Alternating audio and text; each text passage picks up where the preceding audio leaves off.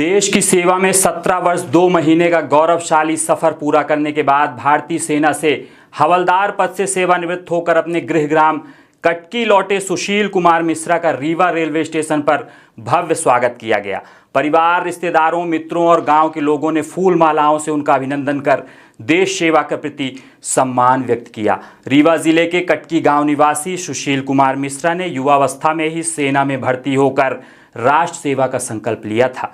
Maths group से 12वीं की पढ़ाई पूरी करने के बाद वे सेना की रैली भर्ती में शामिल होने जबलपुर पहुंचे थे। अपनी पहली ही कोशिश में उनका चयन भारतीय सेना में हो गया और इसके बाद उन्होंने पूरे समर्पण और निष्ठा के साथ 17 साल 2 महीने तक देश की सेवा की। सुशील मिश्रा ऐसे परिवार से आते हैं जहां देश सेवा की परंपरा वर्षों से चली आ रही है। उनके बड़े पिताजी और चाचा भी भारतीय सेना में अपनी सेवाएं दे चुके हैं। वहीं उनके पिता रामाधार मिश्रा खेती किसानी से जुड़े हुए हैं। कटकी गांव की खास पहचान भी सेना से जुड़ी रही है।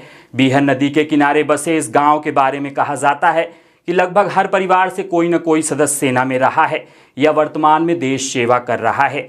आज भी गांव के कई युवा अग्निवीर बनकर भारतीय सेना का हिस्सा हैं और देश की सुरक्षा में योगदान दे रहे हैं। सेना से सेवानिवृत्त होकर अपने गांव लौटने की खुशी सुशील मिश्रा के चेहरे पर साफ दिखाई दे रही थी। हालांकि वर्षों तक साथ रहे फौजी साथियों से बिछुड़ने का भावुक क्षण भी उनके मन में साफ झलक रहा था।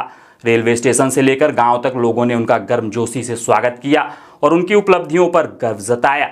सुशील मिश्रा ने युवाओं से देश सेवा के लिए आगे आने का आह्वान करते हुए कहा कि सेना केवल एक नौकरी नहीं बल्कि राष्ट्र के प्रति समर्पण और सम्मान का प्रतीक है। उन्होंने युवाओं को अनुशासन, मेहनत और लगन के साथ साथ अपने लक्ष्य की ओर बढ़ने की प्रेरणा दी। कटकी गांव के लिए यह दिन गर्व और सम्मान का अवसर बन गया। एक सैनिक की सफलता सेवा यात्रा के बाद घर वापसी ने पूरे क्षेत्र में उत्साह का माहौल बना दिया। लोगों का कहना है कि सुशील मिश्रा जैसे सैनिक युवाओं के लिए प्रेरणा है जिन्होंने अपना महत्वपूर्ण समय देश की सुरक्षा और सेवा के लिए समर्पित किया। आगे देखिए, तो थोड़ा सिविल लाइफ में पहले सेटल होने की कोशिश करता हूँ, इसके बाद फिर ऐसा हम लोगों को जानकारी मिली है कि आपका गांव जो है वो हर घर से एक व्यक्ति फौज में रहा, क्या ये सही है? हाँ, पहले तो थे, लेकिन अभी थोड़ा सा पिछले 10-15 साल से कम होते जा रहे हैं। लेकिन फिर भी अग्निवीर में भी अभी 8-10 लड़के हो गए हैं। आपके घर से भी? मेरे घर से भी हैं 2-3। पहले भी कुछ लोग रहे हैं? पहले भी थे, बड़े पिताजी भी थे, चाचा भी थे। किस किस पद में थे? एक तो सुल्तान मेजर से रिटायर हुए हैं, एक नायक पद। आप आज के युवाओं को क्या संदेश देना चाहते हैं? युवाओं को संदेश मेरी तरफ से तो यही है कि सर्वप्रथम अपनी सेवा, फिर देश की सेवा। सबसे पहले अपने आप को सुरक्षित रखें। जब आप फिट रहेंगे तभी आप कुछ कर पाएंगे और देश सर्वोपरि होना चाहिए। देश के लिए मरने बिटने की अगर कभी मौका मिलता है तो उसको बढ़ चढ़ के हिस्सा लेना चाहिए। और सभी का जो है वो किस्मत और क्या कहें भाग्य नहीं रहता कि वो इसमें भर्ती हो जाए सेना में। सेना की जो नौकरी है बहुत टफ नौकरी है, लेकिन फिर भी अगर जिसको मौका मिलता है तो अवश्य जाने की कोशिश करें। आपका रेजिमेंट कौन सा था? मैं 46 AD। और ट्रेड? ट्रेड मेरा ऑपरेटर था, टेक्निकल ऑपरेटर। तो आपका फौज में जाने का जो सपना था ये कब से आया? देखिए, मैं एक्चुअली वास्तविकता बताऊं तो मैं सपना कुछ था ही नहीं। फर्स्ट भर्ती गया, फर्स्ट में ही सिलेक्शन हो गया मेरा। तो मैं तो प्लानिंग भी नहीं कर पाया था। +2 के बाद फर्स्ट ईयर में था, उसी में फर्स्ट भर्ती में ही सिलेक्शन हो गया था। इसका मतलब ईश्वर ने आपको चुना था शायद? अब यही बोल सकते हैं।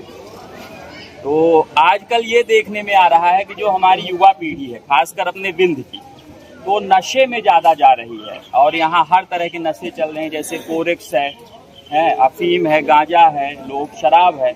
ऐसी चीजों पे आज का युवा ज्यादा जा रहा है। खेल कूद भी कम करता है, मोबाइल की लत लग गई है। तो युवा इन सब से दूर हो, देशभक्ति, जन सेवा का उसके अंदर जज्बा, इसके लिए क्या करना चाहिए? देखिए, कई टाइप की एकेडमी यहाँ चल भी रही हैं और मेरा तो अगर पर्सनल सुझाव तो यही है कि पहले तो जो ये नशा में उतारू हो रहे हैं वो तो घर के संस्कार की वजह से। अगर घर में अच्छा संस्कार नहीं मिलेगा तो बच्चा कहीं ना कहीं दूसरी रास्ता चुनेगा। और दूसरी बात, अगर जैसे आप थोड़ा जानने समझने लायक हुए तो कोशिश ये करिए कि एक अलग फील्ड चुनिए, ना कि नशा को। ठीक है, अपने फ्यूचर के बारे में सोचिए तो बहुत ही अच्छा रहेगा। बाकी तो हो गया, अभी नशा के बारे में क्या बोले, हर घर में यही है। अपने रीवा में पूर्व सैनिकों के 2-3 संगठन चलते हैं, जिसमें सभी पूर्व सैनिक हैं और समय समय पर वो सामाजिक सौहार्द के कार्यक्रम करते रहते हैं। जी जी। तो क्या आपको उन संगठनों से भी माने जुड़ना है? क्या ऐसा कोई वहाँ से आपके पास मैसेज आया या कुछ भी ऐसा है क्या? नहीं, देखिए, जो हमारी प्राइमरी ड्रिल रहती है वो तो जैसे किसी को पता तो रहता नहीं कि कब कौन रिटायर हो रहा है, लेकिन हमारी प्राइमरी ड्रिल यही रहती है कि सोल्जर बोर्ड में हमको रजिस्ट्रेशन कराना पड़ता है। सोल्जर बोर्ड हमारे रीवा में भी है। वहाँ रजिस्ट्रेशन कराने के बाद ऑलरेडी जो भूतपूर्व सैनिक है ना, उनके हम मतलब टीम में ऑलरेडी रजिस्टर हो चुके हैं। अब ये है कि अगर हम कोई दूसरी जॉब नहीं कर रहे हैं या कि अपने डिस्ट्रिक्ट से बाहर नहीं जा रहे हैं, तो हमको ऑटोमेटिकली कि कॉल आएगा या कि मैसेज आएगा कि आपको यहाँ पे आना है, तो जाना पड़ता है एज ए डिसिप्लिन के तहत। आप